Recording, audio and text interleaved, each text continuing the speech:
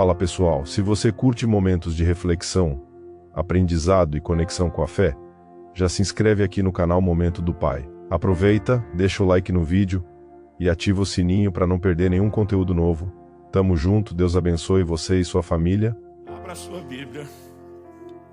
Em segunda carta de Paulo aos Coríntios, no capítulo 8 e no verso 11. Eu vou ler na Nova Almeida atualizada. Segundo aos Coríntios, capítulo 8, verso 11. O texto sagrado diz assim: terminem agora a obra começada, para que assim como mostraram boa vontade no querer, assim também completem essa obra, dando de acordo com o que vocês têm. O apóstolo Paulo está falando a respeito de uma oferta combinada, programada, planejada, e o que ele fala não se limita à oferta. É importante que a gente reconheça que está dentro de um contexto, mas ele diz: terminem agora a obra começada, para que assim como mostraram boa vontade no querer, também completem essa obra. A NVI traduziu esse texto assim: agora completem a obra para que a forte disposição de realizá-la seja igualada em zelo, ou pelo zelo, em concluí-la. Eu quero mexer no assunto que eu acredito que tem prejudicado não só a vida natural, mas inclusive a vida espiritual de muita gente. E o tema da minha mensagem hoje é: pare de procrastinar. Pastor, o que é que significa procrastinar? Transferir para outro dia, deixar para depois, adiar, delongar, postergar. É deixar de fazer logo aquilo que poderia, ser concluído. Então a palavra de Deus está falando: vocês têm que terminar a obra começada. Que assim como houve boa vontade no querer, tem que completar a obra. Eu gostei dessa tradução da NVI. Que a forte disposição de realizá-la seja igualada pelo zelo em concluí-la. Uma das frases que eu mais me lembro de meu pai repetir em tom de advertência, crítica, cobrança, o que quer que seja, dentro de casa, era sobre o que ele chamava de obras inacabadas. Aquilo que a gente começa e não termina, ou aquilo que a gente nem começa porque a gente sempre está adiando, sempre está deixando para depois. Eu era ainda um adolescente, eu li um livro do finado Miles Monroe a respeito do potencial. Eu lembro que eu fiquei chocado com uma frase na introdução, onde ele justificava o porquê ele escreveu o livro. Ele dizia algo mais ou menos assim: depois de 30 e tantos anos, eu não consigo talvez ser preciso em lembrar as palavras, mas ele falava algo mais ou menos assim: os maiores depósitos de riqueza do mundo não são as minas de diamante ou ouro da África, nem os poços de petróleo do Oriente Médio, nem os minérios da Amazônia. Ele dizia: na verdade, eles podem ser encontrados perto da sua casa. Eles estão nos cemitérios. São milhões de projetos que nunca foram realizados. São milhões de sonhos que nunca foram executados. E a história de muita gente, a história e o curso da humanidade poderia ter sido mudado se esses projetos tivessem sido colocados em execução. Talvez o maior desperdício que aconteça no mundo diz respeito ao potencial do que Deus nos deu para fazer e realizar, e que de alguma forma nós não fazemos, não apenas porque acordamos uma manhã dizendo: não quero fazer o que eu sonhei um dia, mas por causa dessa mania de não começar, ou começar e não terminar. Então, usando a terminologia bíblica, terminem agora a obra começada, eu quero te trazer essa advertência e de alguma forma te encorajar para a forma como você vai lidar com o próximo ano. Nessa virada de ano, eu gostaria que você de fato pudesse considerar o que é que a palavra de Deus tem a dizer a respeito do assunto. Eu tomei um texto como ponto de partida, mas eu quero te apresentar aqui uma enxurrada de exemplos bíblicos relacionados ao assunto. E Romanos 15:4 diz que tudo quanto foi escrito para nosso ensino foi escrito. Todo esse volume, acredite, eu não estou esgotando o que a gente poderia conversar. Todo esse volume de exemplos bíblicos registrados estão lá, como diz 1 Coríntios capítulo 10, verso 11, para nosso exemplo, para nossa advertência. Então que a gente possa ouvir a palavra de Deus. Estava conversando com a família ontem sobre o assunto que iria pregar. Meu genro fez uma observação.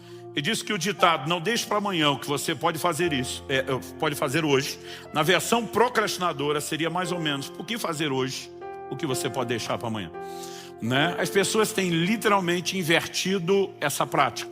Então eu quero chamar a atenção da sua parte para algumas situações registradas na Bíblia onde houve procrastinação. A primeira delas que me chama a atenção está em Gênesis, no capítulo 19. Eu quero ler dos versos 12 a 16. Eu vou passar rápido, eu vou ler rápido os textos. Não vou esperar você abri-los. Se você quiser, pode ir tomando nota, né? Porque a gente tem que derramar esse volume de informação e conteúdo em menos tempo. O texto diz assim: então os homens aqui são os anjos enviados para destruir Sodoma e Gomorra. Então os homens disseram a Ló, sobrinho de Abraão: você tem aqui mais alguém dos seus, genro, filhos, filhas, todos quantos você tem na cidade, faça-os sair daqui, pois vamos destruir esse lugar. Porque o seu clamor tem aumentado, chegando até a presença do Senhor, e o Senhor nos enviou a destruí-lo. Então Ló saiu e foi falar com os seus genros, os que estavam para casar com as suas filhas. Ele disse: levantem-se, saiam desse lugar, porque o Senhor vai destruir a cidade. Mas eles pensaram que Ló estava brincando. Para pensar que Ló estava brincando, tinha trollagem desde os tempos antigos. O texto continua e diz assim: ao amanhecer os anjos apressaram Ló, dizendo: levante-se, pegue a sua mulher e as suas 2 filhas que aqui se encontram, saia daqui, para que você não morra quando a cidade for castigada. Como, porém, ele se demorasse, aqueles homens o pegaram pela mão, a ele, a sua mulher e as 2 filhas, sendo-lhe o Senhor misericordioso, e o tiraram e o puseram fora da cidade. Gente, como alguém que é visitado por anjo recebe a notícia: isso tudo vai ser destruído, some daqui, chispa, desapareça, precisa ficar sendo pressionado, cobrado e no final arrastado para fora da cidade, pela misericórdia de Deus. O que leva alguém a agir dessa forma? Nós não estamos falando de um camarada que atrasou se preparando para um casamento, para algo assim. É simplesmente a hora de alguém gritar: salve-se quem puder, e você simplesmente corresponder a um comissionamento divino.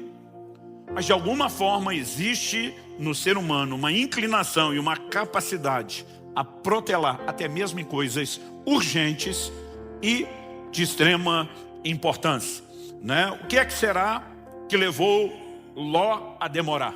Será que é o fato de não ter conseguido convencer os genros e talvez tentar mais? Será que era talvez uma demonstração de apego àquilo que era material, imaginando: eu vou perder isso tudo, e de repente o coração está preso naquilo? Nós sabemos que sua mulher agiu assim, porque ao saírem da cidade o anjo diz: não olhe para trás, e a mulher de Ló desobedeceu e olhou para trás.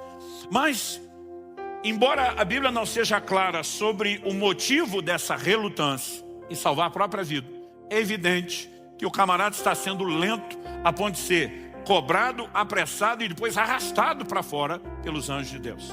O que o leva, né, o levou a agir assim, o que leva as pessoas a agir assim. Eu quero te dar um outro exemplo bíblico. Êxodo capítulo 4. De 24 a 26, fala de um momento onde Moisés, para quem o Senhor apareceu na sarça e o envia de volta ao Egito com a missão de libertar o seu povo de Israel. Agora ele pega a família, ele está na viagem para o Egito para executar uma missão que recebeu de Deus. E olha o que esse texto diz: estando Moisés no caminho, numa estalagem, o Senhor o encontrou e quis matá-lo. Então Zípora pegou uma pedra afiada, cortou o prepúcio de seu filho e com ele tocou os pés de Moisés e disse: sem dúvida, você é para mim um marido de sangue. Assim o Senhor o deixou. Ela disse: marido de sangue, por causa da circuncisão. Gente, nós sabemos que Deus não é bipolar. Os capítulos 3 e 4 de Êxodo mostram Deus convencendo Moisés a corresponder ao seu chamado. Deus o envia ao Egito porque quer usá-lo. Agora, no meio do caminho, Deus aparece na estalagem para matá-lo. Então será que Deus não estava decidido sobre o que queria? Evidente que Deus sabia muito bem o que queria. Mas a partir do momento em que Moisés se dispõe e diz: eu atendo o seu chamado e vou, Deus diz: bonitão, se você vai fazer a minha obra, é do meu jeito e não do seu. Havia uma aliança firmada com Abraão, o primeiro patriarca, de que todo macho na família tinha que ser circuncidado. Essa aliança vem sendo guardada e obedecida por gerações, por séculos. E por algum motivo, nós vemos que Moisés não circuncidou seu filho. Eu vou te dizer o que esse texto me faz pensar. O motivo é que ele se casou com uma mulher gentia. Não era parte da cultura daquele povo circuncidar o filho. Nós estamos falando de uma cirurgia. Uma criança, eles faziam isso aos 8 dias de idade, né? O momento onde a cicatrização está assim, praticamente no nível da perfeição para acontecer. Deus estabeleceu a hora de fazer a cirurgia. Agora tenta imaginar a mamãe, que não conhece a cultura, que talvez não conhecesse a Deus, não da forma como aquele povo conhecesse. Descobrir que agora o marido com que ela casou quer mutilar o filho. Numa cirurgia sem anestesia, sem asepsia, sem analgésico, sem anti-inflamatório, nem antibiótico. Eu imagino que aquela mulher enlouqueceu. Ela deve ter se colocado entre o filho e Moisés e falado alguma coisa do gênero: só por cima do meu cadáver. E o Moisés, talvez, para não criar uma situação dentro de casa, disse: tá bom. E ele simplesmente vai deixando e deixando. E agora, quando Deus aparece e vem para cima dele, a mulher entende. O texto não é claro sobre o que Deus está falando com ele, mas a mulher entende, corre circuncidar, mas ainda assim joga na cara de Moisés: você é um marido sanguinário, você me obrigou a fazer isso. Eu percebo muita gente protelando e procrastinando decisões importantes, porque simplesmente não conseguem unir a família em torno de um projeto, de entender a importância de algumas coisas, e elas não percebem o que elas realmente estão fazendo. Talvez Moisés pensou: estou evitando um conflito e criando um com Deus. Não tem nada de sábio nem de inteligente nisso. Daqui a pouco eu falo sobre a questão da circuncisão. Segundo Crônicas, capítulo 24, de 4 a 6. A Bíblia fala da restauração do templo nos dias do rei Joás. E o texto diz assim: depois disso, Joás decidiu restaurar a casa do Senhor. Reuniu os sacerdotes e os levitas e lhes disse: vão pelas cidades de Judá e levantem de todo Israel dinheiro para que todos os anos sejam feitos reparos no templo de seu Deus, e façam isso depressa. Porém os levitas não se apressaram. Então o rei mandou chamar o sumo sacerdote Joiada e lhe perguntou: por que você não exigiu que os levitas trouxessem de Judá e de Jerusalém o imposto que Moisés, servo do Senhor, pôs sobre a congregação de Israel para tendo o testemunho? O que leva a Joiada, os demais sacerdotes e todos os levitas a não obedecer um comando tão claro do rei? Para não apenas executar a tarefa, mas o rei diz: e façam depressa. Mas a Bíblia diz: nenhum deles se apressou. Eu fico me perguntando o que é que passou pela cabeça dessa tribo sacerdotal. Será que o pensamento foi: quem decide as coisas do ministério somos nós e não ele? Será que eles simplesmente estavam no lugar de uma incapacidade de perceber que quando eles mesmos é que deveriam ensinar a lei de Moisés, o rei está cobrando que o que Moisés determinou na lei por direção de Deus seja feito? Eu não sei exatamente o que foi, mas de alguma forma a procrastinação está ali, né? E o rei precisa interferir para que o projeto seja executado. Quando chegamos no Novo Testamento, eu não vou me estender muito nesses exemplos, eu quero apresentar mais alguns que são desculpas que foram dadas a Jesus. Lucas capítulo 9, de 59 a 62, diz assim: a outro Jesus disse: siga-me. Mas ele respondeu: Senhor, deixe-me primeiro sepultar meu pai. Mas Jesus insistiu: deixe que os mortos sepultem os seus mortos. Você, porém, vá e anuncie o reino de Deus.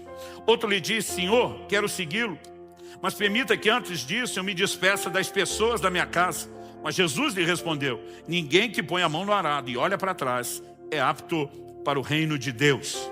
Há uma série de especulações entre os estudiosos e os comentaristas bíblicos sobre o que significa a frase: deixe-me ir primeiro sepultar meu pai. Mas é praticamente um consenso, ninguém acredita que o pai tinha acabado de morrer. Em primeiro lugar, porque se isso tivesse acontecido, o sepultamento ele não acontecia num prazo tão curto como o nosso. A lei determina que em 24 horas, né, a partir de constatada a morte, o corpo tenha sido sepultado por questões, né, de saúde. Mas eles tinham o hábito de embalsamar os seus mortos, ao que aprenderam desde o tempo em que viveram no Egito. E normalmente havia tempo para se chorar, para se lamentar os mortos. Aqui eles estavam fazendo isso antes do sepultamento, normalmente pela proximidade e o contato com o cadáver. E um filho dificilmente, eu não vou dizer impossível, mas dificilmente não teria tido contato com o corpo morto do pai. Não poderia estar em público com outras pessoas, ele era considerado impuro. Outras pessoas acreditam que isso se trata do segundo sepultamento. que é quando de fato, né, todo o corpo havia se decomposto e sobravam só os ossos, né, porque aquela capacidade de embalsamar não era no nível das múmias dos faraós, que ainda podem ser encontradas. Então aquilo tinha prazo de validade, era estendido, mas tinha. E depois os ossos eram movidos, como José pediu que movessem os seus ossos quando saiu do Egito. Alguns chamam isso de o segundo sepultamento. Mas o que quer que seja que esteja em discussão, a maioria dos comentaristas, e eu vou com eles, acreditam no seguinte: normalmente o filho tomava decisões e tinha responsabilidade, se tratando do filho mais velho, quando o pai morria. Ele passava a ser o responsável pela casa. A maioria acredita que esse cara está dizendo: quando meu pai morrer e eu finalmente estiver livre para tomar as decisões pela família, eu farei isso. Em qualquer uma das possibilidades, ele está olhando para o próprio Jesus e dizendo: o que o Senhor falou é legal, eu só não vou fazer logo. Eu também não sei dizer quando é que eu vou fazer, mas numa hora eu quero fazer. É a conversa do procrastinador, né? O segundo, ele simplesmente diz: me permita que eu me despeça das pessoas da minha casa. E aqui nós podemos imaginar que Jesus não está apenas avaliando a conversa. Daqui a pouco eu quero que você veja que quando Elias joga a capa sobre Eliseu, ele pede para despedir da família. E o Elias dá o joinha para Eliseu, diz: tudo bem. Até porque você vai ver que é um movimento rápido. Aqui nós podemos imaginar, né, que o Senhor está lendo o coração da pessoa e não apenas a sua resposta. Mas igualmente Jesus diz: aquele que põe a mão no arado e olha para trás não é apto para o reino de Deus. E eu percebo que várias pessoas, elas demonstram um mix de sentimentos que acabam falando mais alto do que as suas prioridades. O que eu sinto sobre a casa, o que eu sinto sobre a família, o que eu sinto sobre os meus projetos. E mesmo diante de um chamado direto da boca do próprio Senhor Jesus, elas têm dificuldade de estabelecer e definir as suas prioridades. O contraste desses exemplos bíblicos de gente procrastinando são textos, eu quero dividir isso em dois grupos, situações onde a Bíblia registra que não houve procrastinação. Nesse grupo que não procrastinou, eu quero dividir os exemplos em dois, subdividir em dois grupos. Os que agiram imediatamente e aqueles que refletiram antes de agir, mas também não demoraram para agir. Os que agiram imediatamente. Em Gênesis, no capítulo 17, no verso 23, a Bíblia nos mostra que depois que Deus falou com Abraão, institui a aliança da circuncisão por meio de uma revelação clara. O texto de Gênesis 17, 23, naquele mesmo dia, tipo, ele nem deixou para depois. Naquele mesmo dia, Abraão tomou seu filho Ismael e todos os escravos nascidos em sua casa e todos os que ele tinha comprado com seu dinheiro, todos os do sexo masculino que havia em sua casa, e circuncidou a carne do prepúcio de cada um, como Deus lhe havia ordenado. Então a atitude de Abraão é mais ou menos: Deus falou, está falado, bora cumprir, bora executar. A mesma atitude é demonstrada em Gênesis 22, quando Deus fala com Abraão e diz: eu quero que você me ofereça seu filho, seu único filho, o filho a quem você ama, né? Eu brinco que parece que Deus está dificultando. Se falar só o filho já era difícil, agora diz seu filho, seu único filho, o filho que você ama, e eu quero que você me ofereça em sacrifício. Gênesis 22, 3 diz: na manhã seguinte, Abraão levantou-se de madrugada. Então, ele simplesmente espera o momento que está próximo do amanhecer, mas antes mesmo da luz sair, ele se levanta e diz: vamos fazer o que Deus executou. O que se Deus falou, está falado. Em 1 Reis, no capítulo 19, de 19 a 21, nós temos o chamado de Eliseu, que eu mencionei agora há pouco. O texto sagrado diz: Elias saiu dali e encontrou Eliseu, filho de Safate, que estava lavrando com 12 juntas de bois adiante dele. Ele estava com a 12ª junta. Elias passou por ele, lançou o seu manto sobre ele. Então Eliseu deixou os bois, correu atrás de Elias e disse: deixa-me beijar o meu pai e minha mãe, então eu seguirei. Elias respondeu: vai e volte, pois você já sabe o que fiz com você. Eliseu voltou para trás, pegou a junta de bois e os sacrificou. E com os equipamentos dos bois, cozinhou a carne, deu ao povo, eles comeram. Então se levantou, seguiu Elias e o servia. Ele despede da família, ele despede das pessoas à volta, ele simplesmente sacrifica o instrumento de trabalho, ele não termina o que ele estava fazendo, o arado, e ele imediatamente se dispõe para cumprir o seu chamado. É o que nós lemos em Marcos, no capítulo 1, no verso 18. os chamados irmãos Pedro e André. Quando Jesus simplesmente passa por eles e os chama, a Bíblia registra, Marcos 1,18, eles deixaram imediatamente as redes e o seguiram. Algo curioso que você vai perceber é que Deus nunca chamou ninguém para fazer coisa nenhuma que estivesse desocupado. Nunca, você não vai achar um exemplo bíblico. Todo mundo que Deus chamou estava trabalhando. Porque se não trabalha no que é natural, com certeza vai fazer corpo mole para aquilo que é espiritual. E sabe, muitas vezes nós separamos demais as coisas. Nós espiritualizamos demais. A gente acha que procrastinar na vida natural não tem nada a ver com a forma de vivemos a vida espiritual. Mas a verdade é que nós refletimos na vida espiritual os valores e as práticas que nós temos naquilo que é natural. E o Senhor está atrás não só de gente que trabalha, mas de gente que consiga dizer, eu vou te atender e eu vou fazer logo aquilo que o Senhor está mandando, aquilo que o Senhor está determinando. Em Atos 16:10, nós temos a resposta de Paulo. A Bíblia diz que à noite ele tem uma visão de um jovem da Macedônia que aparece a ele e diz, passa a Macedônia e ajuda-nos. E Atos 16:10 registra, assim que Paulo teve a visão, imediatamente procuramos partir para aquele destino. Respostas instantâneas, imediatas, sem nenhuma enrolação, sem nenhuma procrastinação. Pastor, mas teve gente que não agiu assim tão depressa? Tem. Pelo menos 2 exemplos que merecem a minha e a sua atenção. São aqueles que refletiram antes de agir. Mas mesmo nesse grupo você não vê uma demora na reflexão e nem vê uma demora no pós-reflexão, que diz respeito à ação. O primeiro deles, José, que teria a honrosa, gloriosa e grande missão de ser a figura paterna na criação de Jesus. A Bíblia diz em Mateus, no capítulo 1, de 18 a 20, o seguinte, o nascimento de Jesus Cristo foi assim. Maria, sua mãe, estava comprometida para casar com José, mas antes de se unirem, ela se achou grávida pelo Espírito Santo. José, com quem Maria estava para casar, sendo um homem justo e não querendo envergonhá-la em público, resolveu deixá-la sem que ninguém soubesse. Deixa eu fazer uma pausa antes de continuar a leitura. Você acha que a primeira coisa que passou na cabeça de José é, minha noiva prometida a mim, viveu uma experiência sobrenatural que nunca aconteceu antes, nem acontecerá depois. A primeira reação de José é simplesmente trabalhar com a lógica. Se ela está grávida, ela não foi fiel. Mas a Bíblia diz que porque ele era justo, ele simplesmente toma a decisão. Eu vou deixá-la em silêncio. Eu não quero que ela seja difamada. Alguns acreditam que ele poderia aplicar a lei de Moisés, exigir que ela fosse morta. O coração dele é correto, mas olha o que diz a continuação do texto. Enquanto ele refletia sobre isso, eis que lhe apareceu em sonho um anjo do Senhor dizendo, José, filho de Davi, não tenha medo de receber Maria como esposa, porque o que nela foi gerado é do Espírito Santo.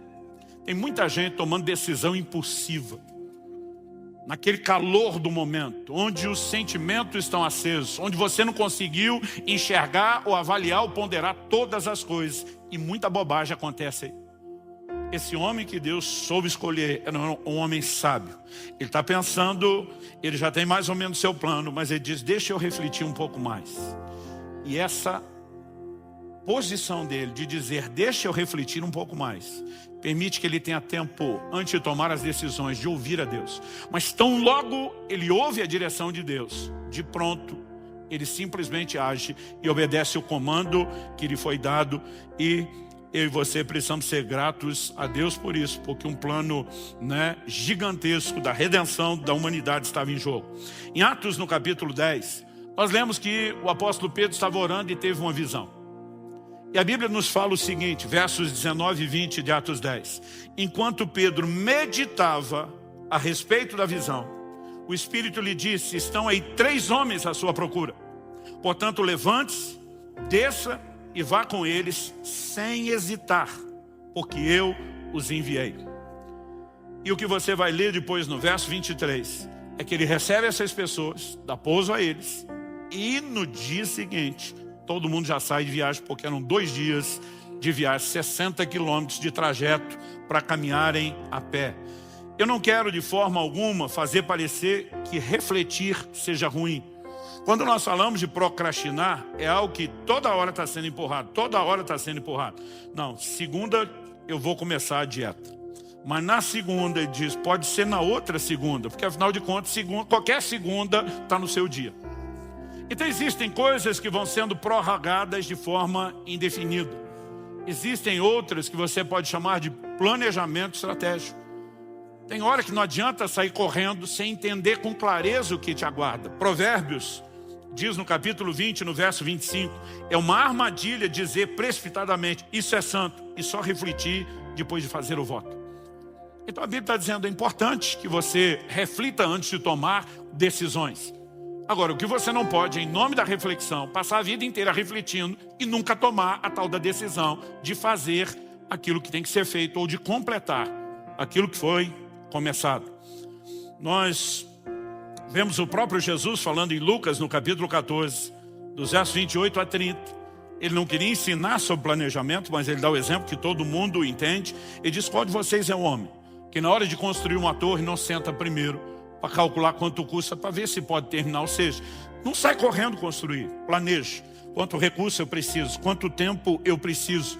Agora, é diferente você entender um planejamento estratégico, né, que requer de você um tempo de reflexão, de planejamento para o projeto, de procrastinação. Essas coisas não podem ser comparadas. A procrastinação é aquele cara que está sempre refazendo o projeto, sempre refazendo, mas nunca faz nada, só faz o projeto. A execução não acontece. Qual a diferença entre esses dois subgrupos que eu chamei, essa subdivisão de dois grupos dos que executaram? A diferença é uma só. O primeiro grupo que agiu imediatamente já tinha uma palavra de Deus, já sabia o que tinha que fazer. E se Deus falou, você não tem mais nada para pensar. Então assim, eu não preciso parar para pensar diante de qualquer decisão, qualquer que seja. Vou fazer um negócio, tenho que ser honesto, eu não preciso pensar nisso. Deus já disse para não ser. Deus já disse para não roubar. Deus já disse para não negociar, né, de forma ilícita. Não tem mais nada para ser pensado. Em todas aquelas áreas onde Deus já falou com clareza, a gente não tem nem o que pensar.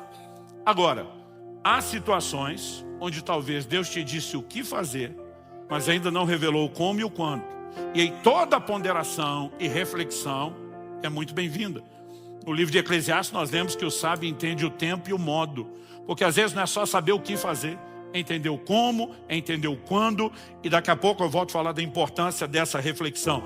Mas a diferença é que um grupo age imediatamente, porque já sabe o que Deus falou. O outro reflete até ouvir Deus falar. Mas a partir do momento que Deus fala, eles agem. Ou seja, a diferença é o tempo onde cada um ouviu a Deus. Mas tanto o primeiro como o segundo grupo. O primeiro não precisou de reflexão, porque Deus já falou de cara. O segundo precisou de reflexão. Mas tanto um como o outro, imediatamente após Deus falar, eles se posicionaram e agiram. Qual é o elemento comum nesses exemplos? Em primeiro lugar, nós vimos situações onde houve procrastinação. Em segundo lugar, nós vimos as situações, alguns exemplos bíblicos, onde não houve a procrastinação e dividimos o grupo no que agiu. O primeiro grupo que agiu rapidamente e o outro que refletiu para executar depois. Mas o que é que nós temos em comum em todos os exemplos? Dos que procrastinaram e dos que não. E dos que não, seja os que agiram depressa e os que refletiram. O que é que nós temos em comum nessas três situações que foram avaliadas? Eu não sei você, mas eu gosto muito de estudar a palavra de Deus procurando padrões. Aquilo que se repete. E nós temos um padrão aqui. E o ponto em comum é a voz de Deus. Quando você olha para o primeiro grupo de gente que procrastinou, o que você tem pode ser resumido dessa forma. Gente que não deu ouvidos à voz de Deus. Ló, em relação à direção dada por meio dos anjos, está relutando. O que significa a palavra anjo? Mensageiro. São enviados da parte de Deus. Vieram com uma mensagem de Deus, com uma missão de Deus. Mas Ló está demorando em corresponder com aquilo que Deus, por meio dos anjos, falou. Moisés, quando falamos a respeito da circuncisão e de por que a coisa ficou do jeito que ficou naquela estalagem. Porque ele simplesmente não está obedecendo uma determinação divina que não era apenas dos seus dias. Quando Deus aparece para ele na sarça, ele aparecendo, eu sou o Deus de Abraão, de Isaac e Jacó. Ou seja, o que eu vou fazer está relacionado à aliança que eu fiz com as primeiras gerações dos patriarcas. E Deus já tinha ordenado que todo mundo tinha que circuncidar. Por que é que a ira de Deus se acende contra Moisés? Porque ele não está obedecendo o que Deus falou. Quando nós olhamos para o sacerdote Joiada e os levitas que não obedeceram a ordem do rei Joás, eles não estavam desobedecendo apenas uma ordem real, uma lei civil, um decreto estabelecido pelo próprio rei. O rei estava dando uma ordem fundamentada no que a lei de Moisés, a Bíblia que eles tinham, dizia. E eles simplesmente não estão dando atenção e valor ao que Deus falou. Por outro lado, quando falamos dos que não procrastinaram, mesmo olhando aquela subdivisão em dois grupos, os que agiram imediatamente deram ouvidos à voz de Deus. Abraão com a circuncisão ou com o sacrifício de Isaac. Ele simplesmente disse, sim senhor, é para já, é para ontem. Pedro e André, diante do chamado, imediatamente larga as redes e diz, bora, vamos cair para dentro. O Senhor está nos chamando, nós vamos atender. Paulo, quando tem a visão do jovem, dizendo, passa a Macedônia, entendendo que aquilo é uma revelação de Deus, ele simplesmente se posiciona e diz, Deus falou, está falado, vamos cumprir. E mesmo os dois exemplos que demos dos que refletiram antes de agir, eles refletiram até ouvir Deus. Então José está refletindo sobre o assunto, até que o Senhor fale com ele por meio de uma revelação. Pedro está refletindo sobre o que significa a visão, porque até então ele não entendeu nem a visão. Não dá nem para dizer que Pedro não quer agir. Ele precisa saber o que fazer. Mas tão logo o Espírito Santo fala, 3 homens estão aí à porta. Vá com eles sem hesitar, nada duvidando. O Pedro simplesmente sai e vai obedecer aquilo que Deus fez. Ou seja, o ponto em comum é, o que Deus disse está sendo ouvido, o que Deus falou está sendo executado. Então, basicamente, eu diria que a forma como nós nos relacionamos com a voz de Deus é determinante no assunto da procrastinação ou de nos livrarmos dela nas nossas vidas. E eu quero, obviamente, que você possa fazer essa distinção que eu já fiz antes, procrastinação e espera. O que é espera, é aquilo que envolve projetos de longo prazo, que não vai ser executado imediatamente, ou talvez você tenha que dar o primeiro passo, mas haja etapas. Mas quando eu olho para a palavra de Deus, eu percebo o tempo todo um chamado para que eu e você possamos desenvolver uma forte mentalidade de execução de projetos e tarefas. O que a Bíblia diz em Gênesis, no capítulo 2, no verso 2, falando sobre Deus na criação. E havendo Deus terminado no 7º dia a sua obra que tinha feito, descansou nesse dia de toda a obra que tinha feito. Deus começa. Nós podemos olhar para os dias da criação. Existe uma discussão enorme se os dias são ou não de 24 horas, porque os primeiros 3 dias da criação ainda não tem sol e lua para determinar o ciclo de 24 horas. O último, 7º dia, ainda não terminou. A Bíblia diz que nós vamos entrar no descanso de Deus. Mas ainda que você coloque essa discussão e os detalhes de lado, Deus não executa o projeto no estalar de dedos, embora tivesse o poder de fazer isso. Ele decide fazer isso em etapas. Cada etapa tem uma avaliação. E viu Deus que era bom, vamos para a etapa seguinte. Conclui a próxima etapa, viu Deus que era bom, vamos para a etapa seguinte. Concluída, viu Deus que era bom. E no final, quando completa tudo, agora é a hora de descansar. Eu acho engraçado uma turma que mal fez nada na vida e já quer descansar. Gente, tem que ter alguma coisa errada nesse tipo de mentalidade. Não apenas em relação ao que eram as gerações antes de nós, a tudo aquilo que você vai ler na Bíblia, a forma de Deus agir. Nós precisamos ter uma mentalidade de execução de projetos. Você pode dizer amém? Se já sabemos o que Deus disse a respeito de um assunto, não existe necessidade, não existe motivo, desculpa que se sustente para que a gente não faça aquilo que Deus já falou. Josué capítulo 18, verso 3, diz o seguinte: então Josué disse aos israelitas, até quando vocês vão negligenciar a posse da terra que o Senhor, o Deus de seus antepassados, deu a vocês? Eu gosto de olhar para um texto como esse e parar para pensar o seguinte: evidentemente, nós não vamos fazer nada sem Deus, gente. Nós falamos antes do crescimento que vem de Deus. Mas por outro lado, nós precisamos jogar fora a fantasia de achar que Deus é que vai fazer tudo e a gente não tem que fazer nada. Se por um lado Jesus disse, sem mim nada podeis fazer, por outro ele também diz, sem vocês eu não posso fazer tudo o que eu quero. Pastor, isso é heresia, é blasfêmia, não é não. Por que é que ele mandou eu e você testemunhar? Se ele faz tudo sozinho, testemunhasse ele. Mas ele nos chamou a cooperar com ele, ele nos chamou a interagir com ele. Então ele está dizendo, eu não farei sem vocês e vocês não fazem sem mim. Mas o que ele está dizendo? vamos nos unir. Vocês usam os meus recursos, obedecem o meu direcionamento e vão fazer coisas que sozinhos vocês nunca poderiam fazer. Sabe, eu quero te propor algo. A maioria de nós entra no ano novo. E para alguns, a virada do ano é uma coisa assim quase sagrada. Olha, fazer um culto onde termina mais cedo antes e não passou de joelho, para alguns é quase sacrilégio. Dá tempo de você ajoelhar lá na sua casa, tá bom? Para você não cometer o sacrilégio. Porque de alguma forma nós estamos esperando que esse seja um momento místico, quase que mágico, onde Deus vai abençoar os meus projetos. Eu quero te propor algo diferente. Em vez de você escolher executar o seu próprio projeto, ficar pedindo para Deus abençoar, por que é que você não procura ouvir primeiro qual é o projeto dele? Aí você se une a uma direção que, consequentemente, tem os recursos dele à sua disposição para que você seja bem sucedido. Mas saiba que não é apenas porque o projeto é dele que as coisas vão acontecer de forma automática. Deus diz, a terra é de vocês. Aonde pisar a planta dos pés, eu dou a vocês. Ele está dizendo, vocês vão ter que lutar, mas tem a minha bênção. Eu doei, eu vou dar os recursos. Agora o povo simplesmente entra, avança, conquistou um pouquinho e o resto deixa para depois. Séculos se passam, até que chega a geração de Davi que diz, por quanto tempo mais vocês vão deixar essa obra inacabada? Deus não prometeu 60%, 70%, 75% da terra, ele prometeu a terra toda. E Davi se levanta com indignação, nós vamos conquistar tudo que Deus deu. Agora isso era para ter sido conquistado 400 anos antes. Mas desde os dias de Josué tinha aquela turma de já conquistamos um certo terreno, aqui tá bom. E quando eu e você acomodamos, não importa se tem promessa, não importa se tem recursos, as coisas simplesmente estacionam. Eu e você precisamos entender que temos uma responsabilidade de cooperar com Deus. Nenhum de nós pode achar que espiritual é só aquilo que a gente faz dentro da igreja, da célula, no culto, ou quando você prega.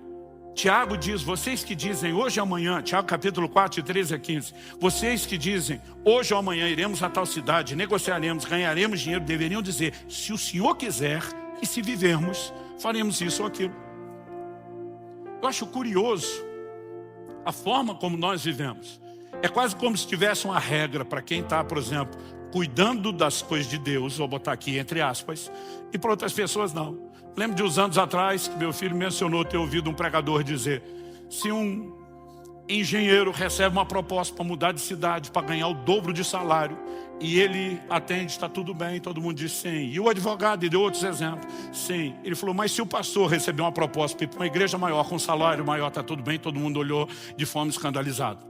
Tipo, o resto de vocês pode mandar na vida, e eu tenho que depender de Deus. Nós precisamos entender que todos fomos chamados e levantados por Deus com um propósito. Ninguém deve tomar decisões que não envolvam Deus. E a maioria de nós tem estragado muita coisa na nossa vida, simplesmente porque a gente não ouve Deus. Pastor, como é que nós podemos ouvir Deus? Tem duas coisas muito simples e básicas. A direção primária de Deus se dá por meio da sua palavra, da Escritura. Todas as demais serão julgadas por meio dela. O Salmo 119, 105 diz, lâmpada para os meus pés é a tua palavra, luz para o meu caminho. Então, tudo aquilo que Deus falou na Escritura já ilumina o meu e o seu caminho. Nós temos que andar na palavra de Deus.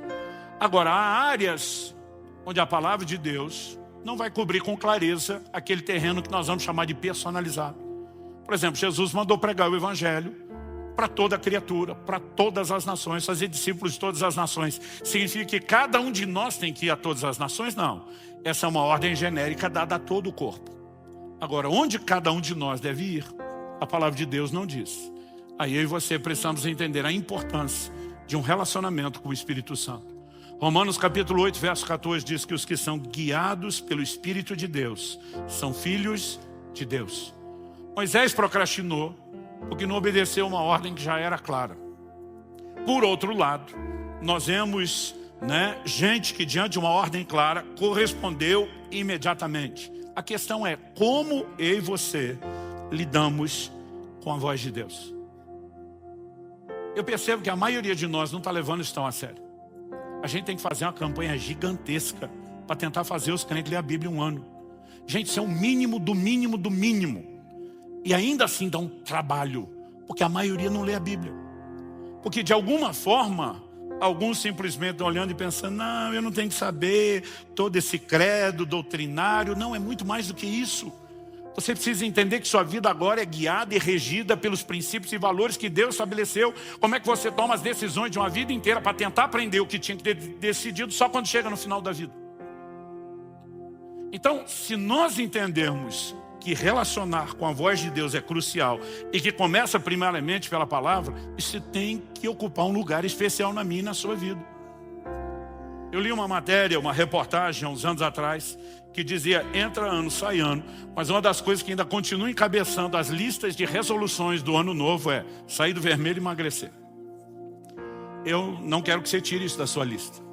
São coisas importantes, mas eu sugiro que você coloque uma coisa em primeiro lugar: ouvir a Deus. Gastar tempo com a palavra de Deus, ler, meditar, estudar a palavra de Deus. Deus diz para Josué, se você tomar o cuidado de não apenas meditar, mas confessar a palavra, praticar, andar nela, você vai ser bem sucedido em todas as coisas. Sabe, esse negócio de que tem que estudar a Bíblia só quem prega, é muito equivocado. Nós vamos entender que a receita para a prosperidade, o que quer que tenhamos sido chamados para fazer, vem da palavra de Deus, que é uma família próspera. Você precisa andar e decidir tudo da sua vida em família baseado na palavra de Deus. Que é um negócio, uma profissão ou cumprimento do seu propósito próspero. Porque prosperar é cumprir o propósito. A gente precisa parar nesses dias de comparação, de ficar olhando para o outro, medindo força, querendo ser mais do que o outro. Eu não tenho que ser o que o outro é. Eu tenho que ser o que Deus me chamou para ser. E você também. Agora, se eu e você começamos a botar uma régua baseada no que a gente olha para os outros, ou tentando imitar o que o outro ouviu de Deus, nós nunca vamos fazer aquilo que Deus nos pediu. Então nós precisamos de tempo com a palavra. E nós precisamos de uma vida de oração, onde buscando ao Senhor haja clareza para todos os propósitos e para todos os projetos que Ele tem para a nossa vida. Porque se a voz de Deus for clara, eu e você vamos poder nos posicionar e agir em cima disso. Repito, agir imediatamente não significa fazer tudo uma vez. Algumas coisas que nós somos chamados, que eu vou repetir, são projetos de longo prazo.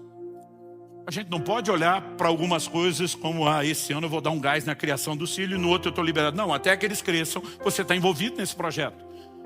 Nós podemos falar de coisas que envolvem uma vida inteira. Sua profissão, o seu trabalho, estações, o próprio ministério tem estágios, estações diferentes. E nós precisamos viver em contínua dependência de Deus. Agora, a partir do momento que eu e você temos clareza daquilo que Deus falou, nós precisamos parar de protelar aquilo que deveria ser feito.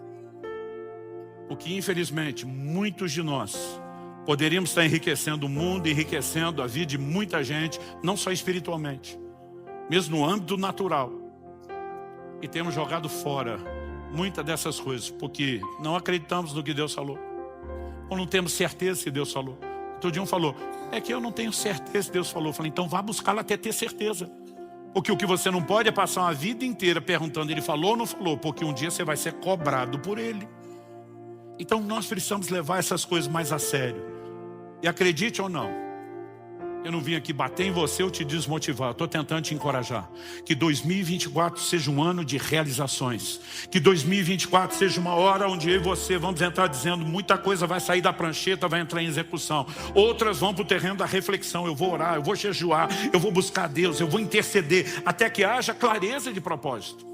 E se eu não tenho entendimento para todas as etapas, eu vou agir pelo menos naquela que eu tenho. Deus diz para Abraão, sai da tua terra, do meio da tua parentela, vá para uma terra que eu te mostrarei. Para onde? Eu vou te mostrar enquanto você vai. Estou indo. E ele vai esperando que a direção venha enquanto ele se move. Tem gente que quer ter o projeto inteiro de Deus para dar o primeiro passo, não vai andar nunca. Porque Deus não vai falar tudo enquanto você não se mexer. E alguns de nós nos mexemos só um pouquinho. Ele pega e leva Ló junto, seu sobrinho. Provavelmente, o fato de ele não ter filhos, o seu sobrinho ter perdido o pai junto à fome, com a vontade de comer, a lacuna dos dois, não posso deixá-lo. Mas Deus mandou abrir mão da parentela. Aí leva o menino junto. Enquanto o Ló está andando com ele, Deus nunca mais falou nada com Abraão. Sabe quando Deus volta a falar com Abraão? O dia que ele separa de Ló. Diz, obedeceu fase 1, vamos para a fase 2. E sabe, alguns de nós estamos querendo revelação das próximas fases, nós não fizemos nem a primeira. Mas se eu e você tivermos o cuidado de ouvir Deus e com a segurança de que temos ouvido, seja o que a Escritura fala com clareza, ou aquilo que o Espírito Santo tem trazido sem choque com a Escritura, e nos posicionarmos nessas coisas, nós poderemos construir algo significativo, duradouro, edificante, e que um dia, quando eu e você estivermos diante do Senhor, vamos poder ouvir a frase que o pastor Marciano mencionou, e eu vivo por essa frase: servo bom e fiel, entra no gozo do teu Senhor. Alguns acham que é só um momento de dizer entra. É um momento onde Ele vai avaliar se você fez aquilo que foi mandado ou direcionado a fazer ou não. Então a minha oração a Deus, e é uma santa indignação dentro de mim, eu espero não estar sendo hostil com você na forma como eu falo, é que a gente pare de procrastinar. Então eu queria que você falasse com os dois irmãos, pelo menos o da direita e o da esquerda. Fala para ele, mesmo se não conhecer, faz cara de paisagem, finge que você tem autoridade, fala, pare de procrastinar. Não fala rindo não, fala com cara séria, pare de procrastinar. Agora, antes de orarmos, eu quero ler um último texto. Eclesiastes capítulo 12, verso 1 diz: lembre-se do seu Criador, dos dias da sua mocidade, antes que venham os dias maus, e cheguem os anos em que você dirá, não tenho neles prazer. Há muita gente deixando Deus entrar só no final da vida.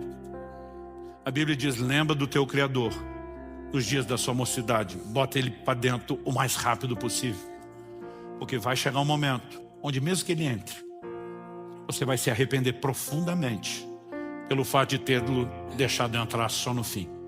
Sem contar aqueles que acham que vão deixá-lo entrar depois e descobrem que não teriam todo esse tempo, e quando descobrem no momento da sua morte já não há mais nada para ser feito. Eu não quero apenas falar sobre a execução dos seus projetos e terminar sem mexer no que é primordial. Se você está aqui hoje, não importa se você está aqui a primeira vez num culto, numa igreja evangélica, né? Ou se já tem frequentado aqui ou outras igrejas, você que nos acompanha na transmissão, se você ainda não entregou sua vida a Jesus, meu apelo, número 1, pare de protelar a decisão mais importante da sua vida.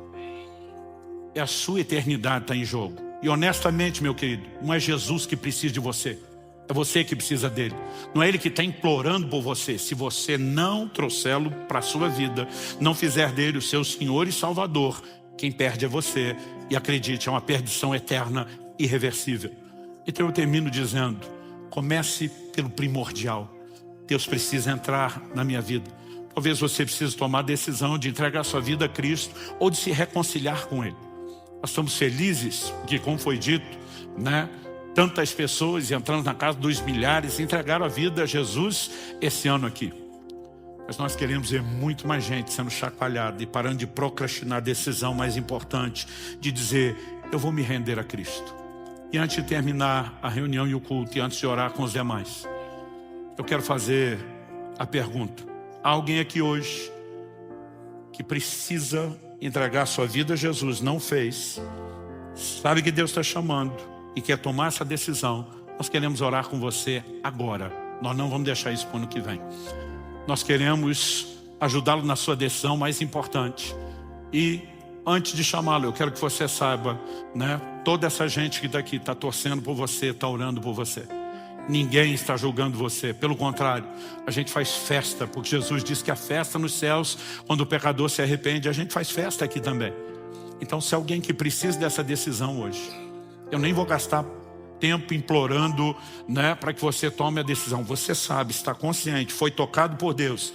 A Bíblia diz, se hoje ouvides a sua voz, não endureça o coração. Interessante que Deus trata a salvação sempre hoje, nunca é para amanhã. Não tem procrastinação para isso. Hoje é o dia aceitável, hoje é o tempo da salvação. Se hoje ouvides a sua voz.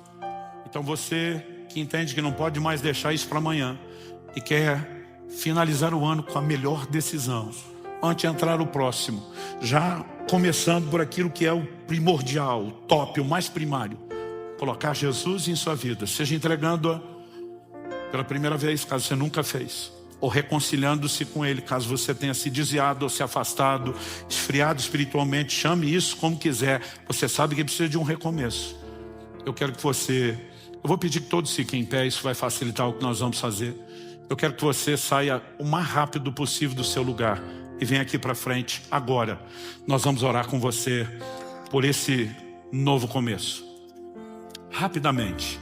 Pastor, eu preciso dessa decisão, entregar minha vida a Cristo, reconciliar-me com Jesus. Sai do seu lugar e vem para cá.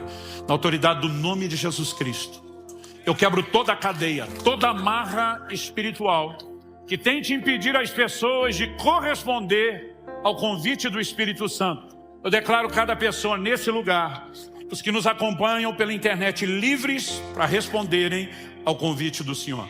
Você que está acompanhando a transmissão, você pode tomar essa decisão onde você estiver, né? A menos que você esteja no meio de uma tarefa, não permita isso. Eu gostaria que você parasse o que estiver fazendo. Se possível, você, como eles, pudesse ficar de pé, ainda que não esteja necessariamente na frente de outros, e fazer essa oração juntamente conosco. Há mais alguém? Eu quero pedir a cada um de vocês que veio à frente, que faça uma oração comigo. Vou pedir que vocês repitam essa oração em voz alta, assim como você que nos acompanha pela transmissão. Jesus falou sobre confessá-lo diante dos homens. Confessar é verbalizar, é reconhecer um fato. Então diga comigo: Senhor Jesus, eu reconheço a minha condição de pecador e que só o Senhor é o único Salvador. Reconheço também que a sua morte e ressurreição foram a providência de Deus para minha salvação. E hoje eu me arrependo dos meus pecados e pela fé eu me aproprio da minha justificação. Eu declaro que hoje é um novo dia, é o início de um novo tempo e que a partir de hoje serei um discípulo de Jesus. E você, Jesus, será o meu Senhor. Eu invoco o seu nome e toda a salvação que há nesse nome. E eu declaro que a partir de hoje sou totalmente teu. Eu falo isso em teu nome, Jesus. Amém. Amém. Você pode dar ao Senhor um forte aplauso pela decisão deles.